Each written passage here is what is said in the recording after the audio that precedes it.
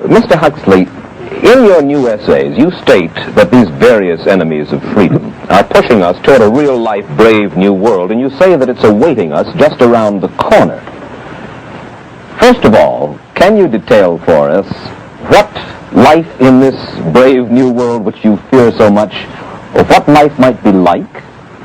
Well, to start with, I think this kind of the dictatorship of the future, I think will be very unlike the dictatorships which we've been familiar with in the immediate past. I mean, take another book prophesying the future, which was a very remarkable book, George Orwell's 1984. But this book was written at the height of the Stalinist regime and just after the Hitler regime. And there he foresaw a dictatorship using entirely the methods of terror, the methods of physical violence. Now, I think what is going to happen in the future is the dictators will find, as the old saying goes, that you can do everything with bayonets except sit on them. That if you want to preserve your power indefinitely, you have to get the consent of the ruled. And this they will do partly by drugs, as I foresaw in Brave New World, partly by these new techniques of propaganda.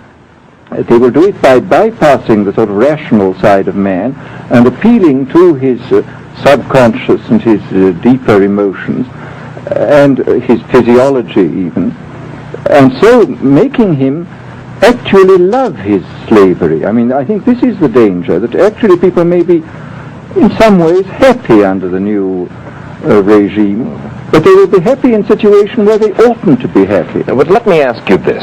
You're talking about a world that could take place within the confines of a totalitarian state. Let's become more immediate, more urgent about it.